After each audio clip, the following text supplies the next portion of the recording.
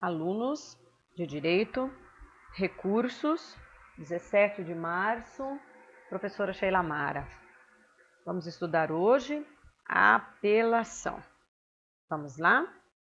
Cabimento da apelação. Nós aprendemos que existe uma diferença entre sentença e decisão interlocutória. Vamos dar uma lembrada nisso então, pessoal? O que é sentença mesmo? Sentença é aquilo que põe fim ao processo, sempre decidindo o mérito. E a decisão interlocutória? Aquela decisão que não põe fim ao processo. Por que é importante nós sabermos isso? Porque quando eu estou diante de uma decisão judicial e ela coloca fim ao processo, princípio da adequação, princípio da correspondência, para cada decisão judicial caberá apenas um tipo de recurso. Diante de uma sentença, aquela que põe fim ao processo, caberá a apelação. Diante de uma decisão interlocutória que não põe fim ao processo, o recurso é outro.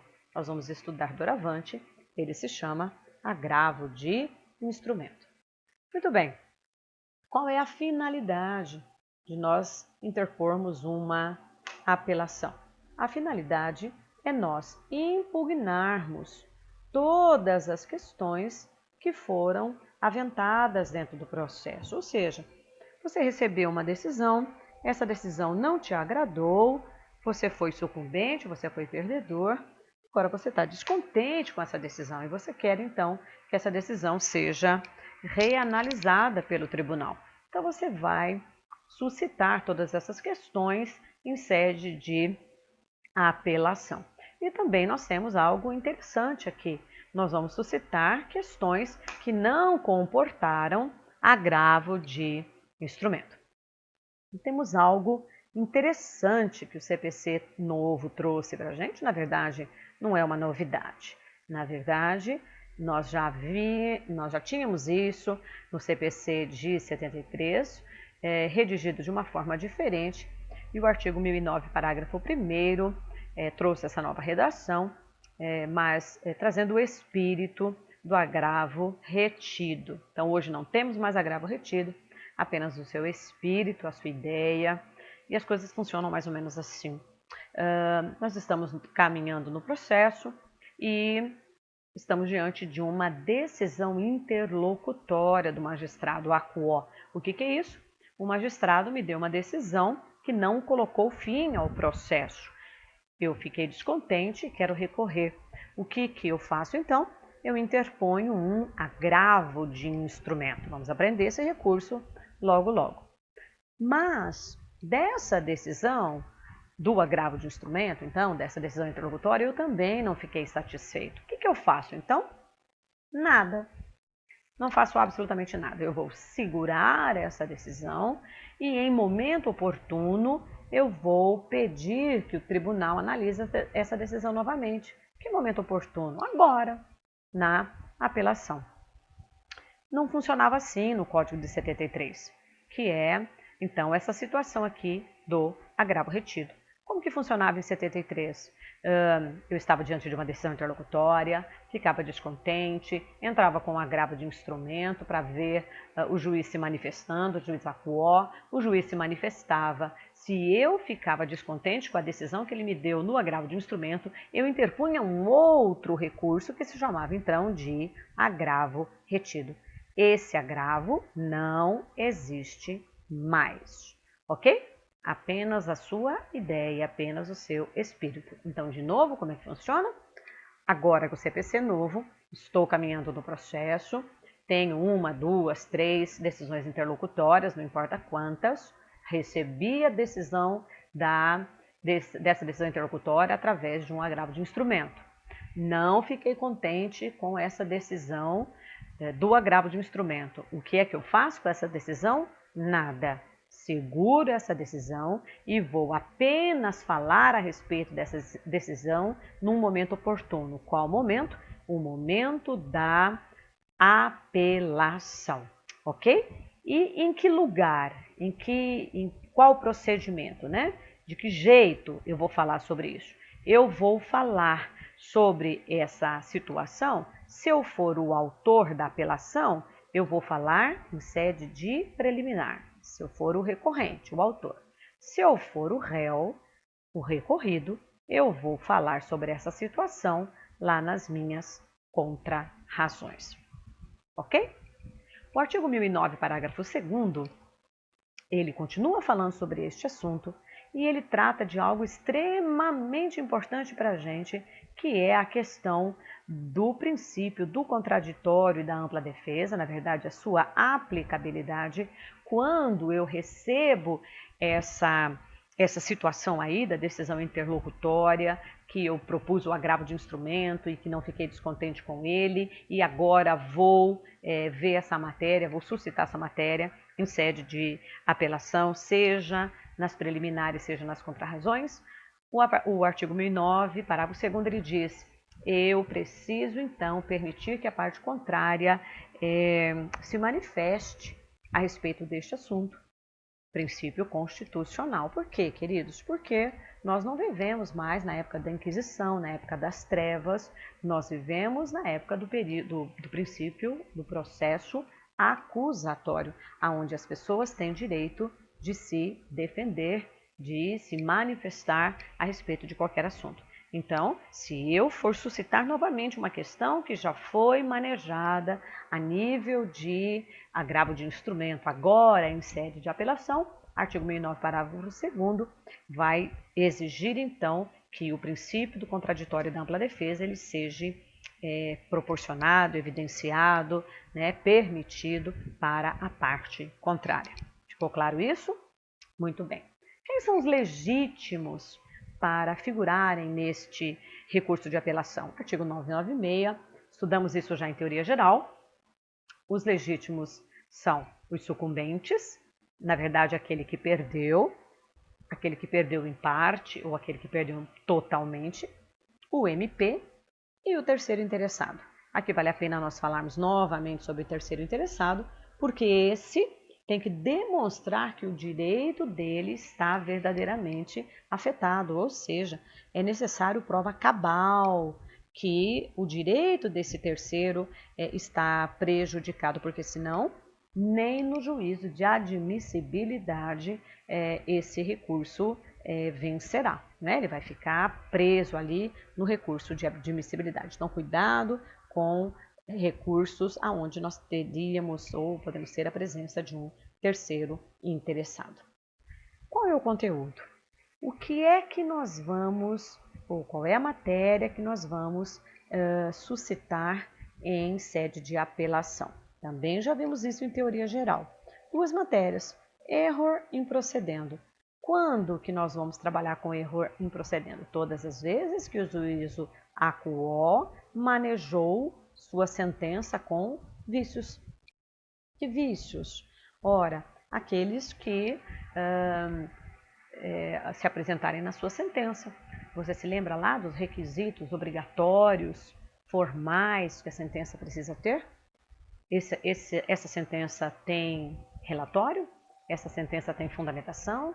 Essa sentença tem parte dispositiva?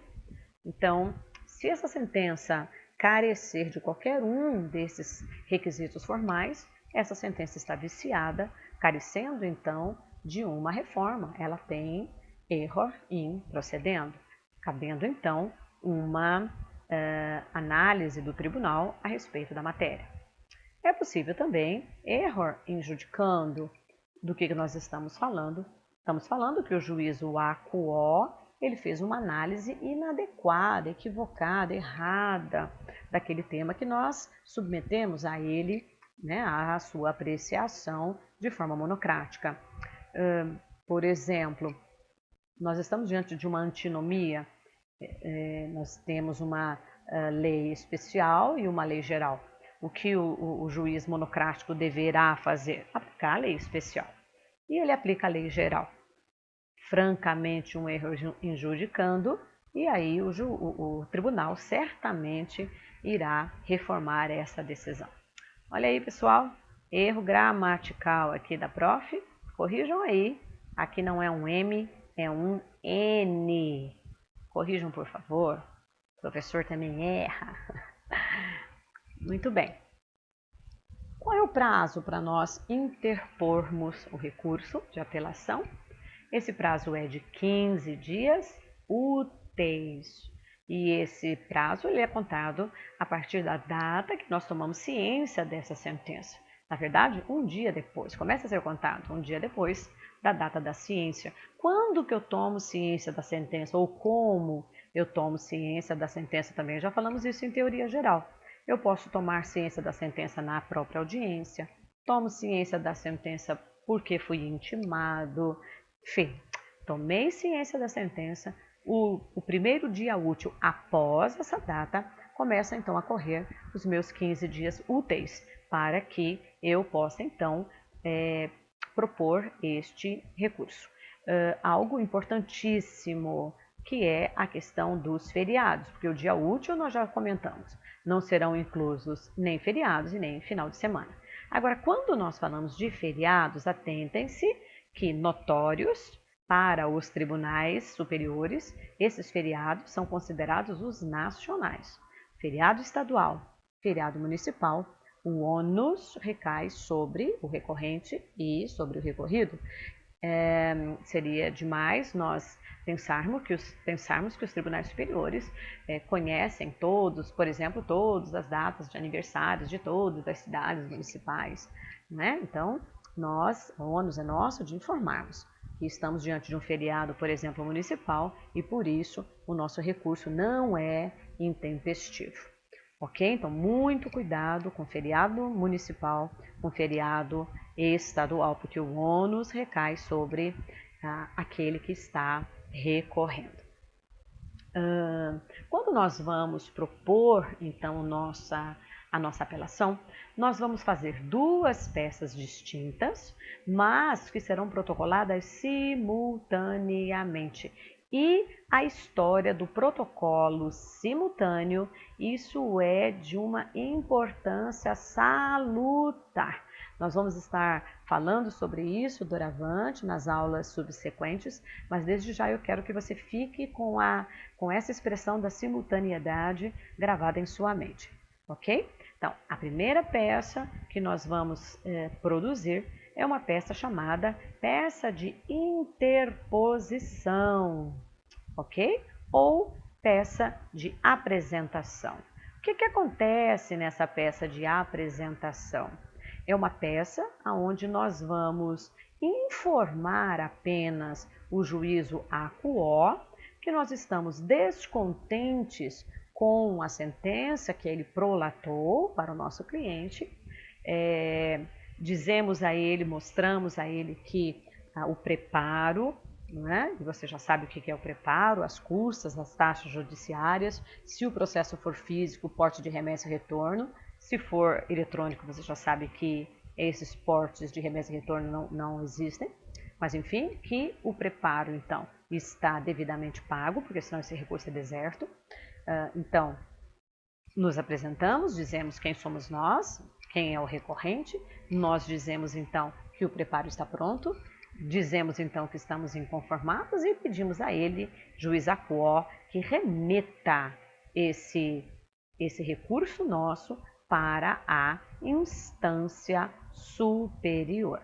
Se nós estamos falando em apelação, qual é a instância superior que nós vamos? Obrigatoriamente, nós vamos para o TJ. Se nós estamos no Mato Grosso, nós vamos então para o TJM. Nossa, como é ruim escrever aqui, né, gente? Olha que letra horrível. TJMT, ok? Porque nós temos um em cada estado. Doravante, vamos falar mais sobre a peça de interposição. E a segunda peça que nós vamos trabalhar é a peça das razões. O que acontece na peça das razões é aquela onde, de fato, nós vamos apresentar o mérito. É aqui que, se tiver alguma daquelas situações lá do 1009, parágrafo 2º, que nós vamos colocar aqui. Vamos começar a peça falando disso, das preliminares, por exemplo. ok? Mas é aqui na peça das razões que nós vamos, de fato, mostrar ao tribunal o nosso inconformismo.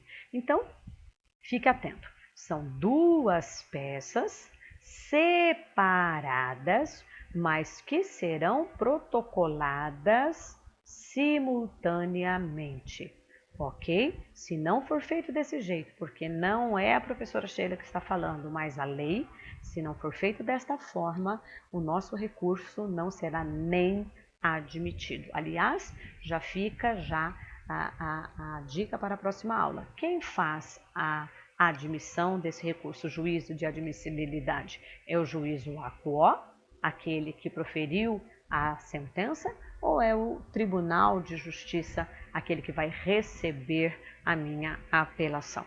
Desde agora eu vou deixar essa pulguinha atrás da orelha para você já ir pensando e analisando. Por favor, analise os artigos que falam a respeito da apelação e nós nos encontramos no próximo vídeo. Um abraço.